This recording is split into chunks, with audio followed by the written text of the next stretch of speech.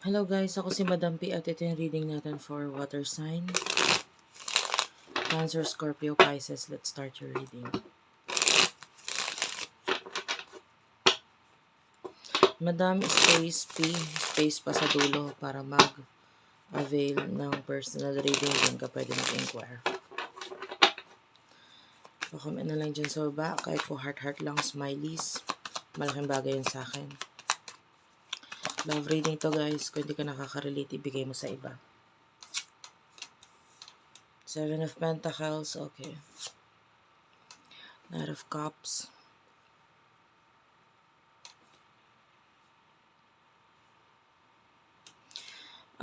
Okay. So, sa nakikita ko sa'yo, ang main energy mo, marami kang ideas ngayon eh. And I feel like, unti-unti mong naiisipan ng action kung paano isa sa katuparan to mga ideas mo na to. For now, kung ano man yung mga gusto mong gawin, with the Four of Swords, ang kailangan mo lang munang gawin ngayon is to manifest. No? And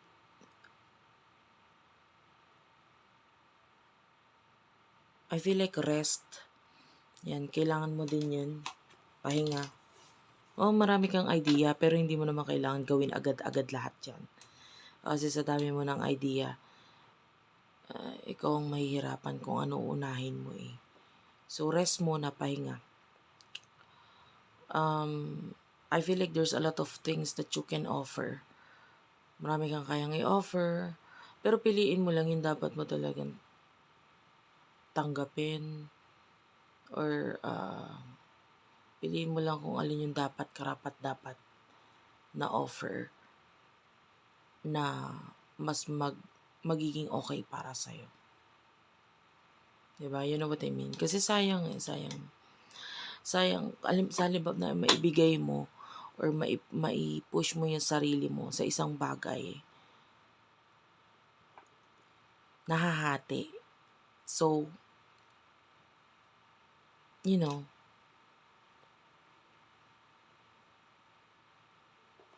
mag-focus ka muna sa isa. Yun yung pinaka message. First na nakakonect mo pagdating sa love.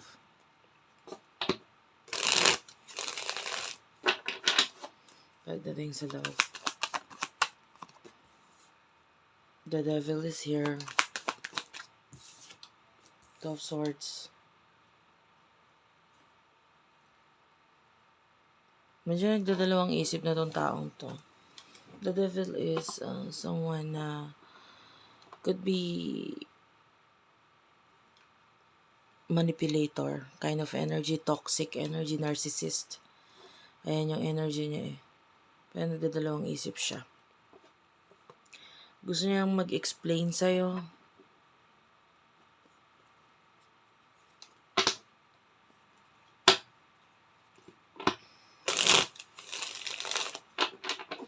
Ano emotions niya sa isa't isa.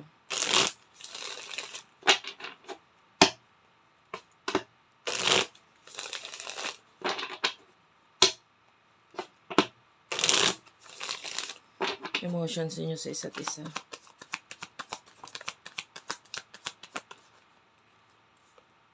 Eight of Pentacles. Okay.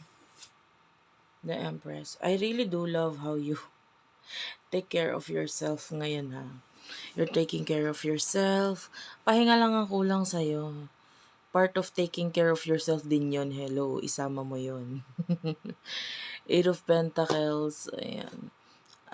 Nakikita natin masyado kang workaholic. Pero with the Empress, nakikita natin tinatry mong mahalin yung sarili mo ngayon, alagaan, ayusin, ayan, which is good.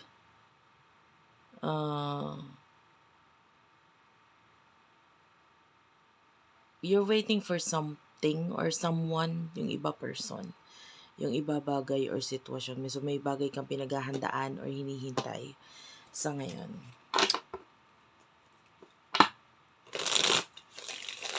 Anong energy ng person na to, emotion niya para sa'yo? For water sign.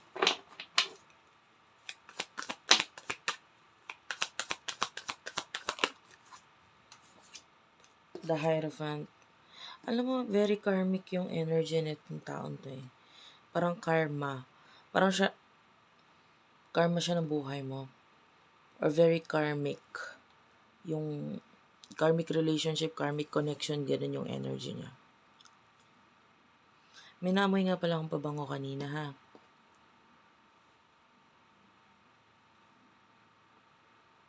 This could be your reading.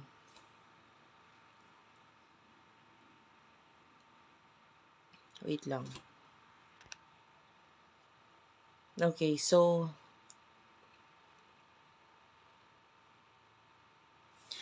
yung energy ng person na to,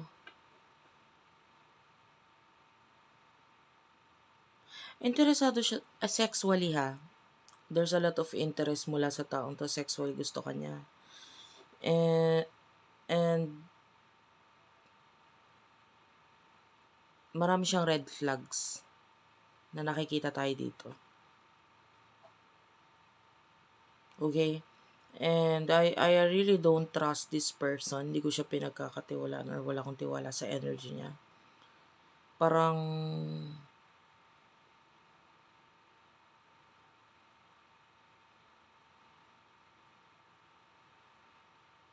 I don't know. There's something about this person. Tell me more. You over the 5 of Wands. Tell me about the 5 of Wands. The Emperor. Merong mo supposed to be parang in the Emperor, the Empress, bagay ito eh. With the 5 of Wands, pwedeng itong person na to is another person, itong the Emperor.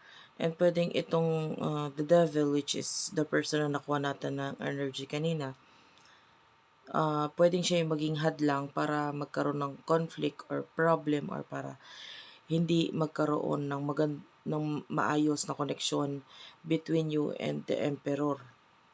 So, pwedeng may isang person na karapat-dapat or mas bagay sa iyo itong person na to, pero pwedeng mabago yung connection or hindi matuloy yung connection ninyo dahil sa pipigilan nitong the devil energy, yung connection mo with this person. Alam mo yun, gamitin mo yung intuition mo. The High Priestess is here. Gamitin mo yung intuition mo. Ikaw nakakaalam kung sino yung mas bagay, mas karapat-dapat para sa'yo. Dun ka. Don't settle for anyone less. No?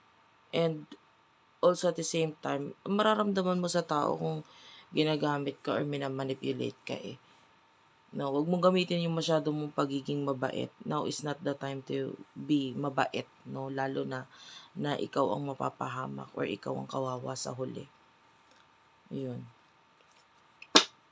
Kasi may other person tayo nakita dito. Tell me about the other person. Anong emotions sa'yo nung other person na yun? What's with the Emperor and the 5 of Wands? Oh, the Justice card. The Hangman.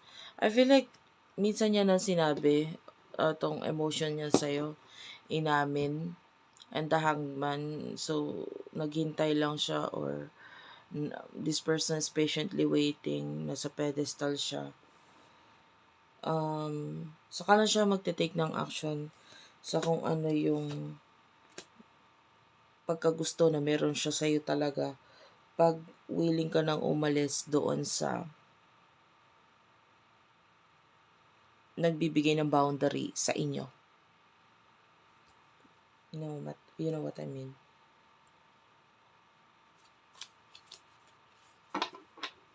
I feel like this person feels like home. Parang mararamdaman mo yung feeling na parang at home ka sa kanya. Alam mo yun. And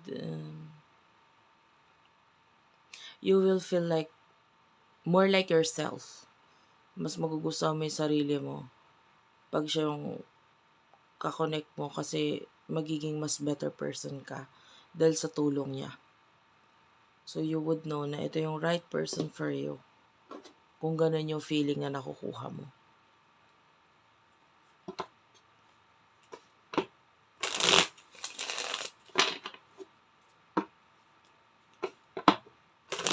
Yung iba kasi natakot ng magmahal or natakot ng piliin yung tamang tao. Kasi medyo less yung tingin nila sa sarili nila. Dahil doon sa mga insecurities na yun, mas pipiliin nila yung less na person. Maraming kulang. Bakit? Kasi mas gusto mo yung mas mahal ka kaysa ikaw yung mas higit na nagmamahal. Pero, ang point dito is hindi mo pa nga nasubukan yung isa, masyado ka na nag-assume na hindi ka kayang mahalin na tama ng taong yun. Which is nakikita mo, mas match naman talaga kayong dalawa ng taong yun.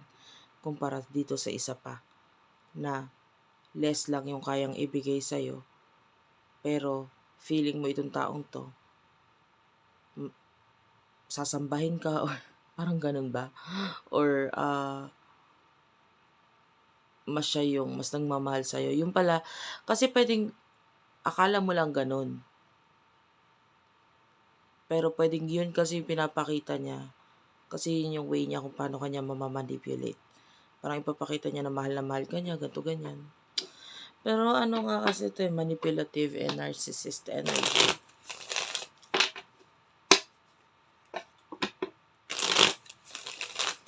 In the near future.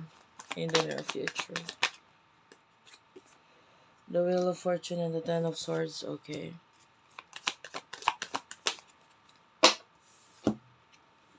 Nine of Pentacles and the Seven of Cups. Clarify the Nine of Pentacles, please. The Death card. Clarify the Seven of Cups. King of Cups and the World. Okay, in the near future, nakikita natin with the Wheel of Fortune, maraming pagbabago. May mga ending para sa'yo.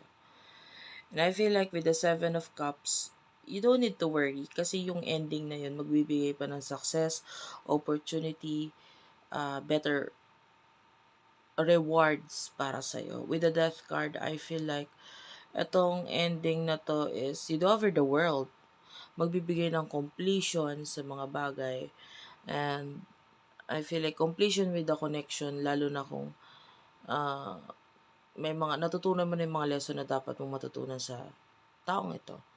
So, honestly, there's separation na possible mangyari, pero it is a separation na kaya siya mangyayari kasi tapos na okay na natutunan mo yung mga lessons mo dapat matutunan sa kanya.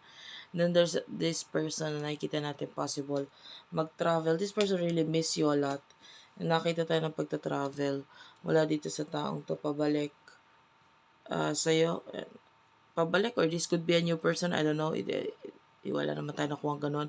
But nakita tayo ng possible new relationship sa'yo after mo mag-end sa isang relationship na nagpahirap or nagpababa sa'yo. Like, pwedeng marami kang natutunang lesson talaga dun sa relationships na yun or sa connection na yun. I can see happiness. Okay, thank you for watching. I love you all guys and bye-bye.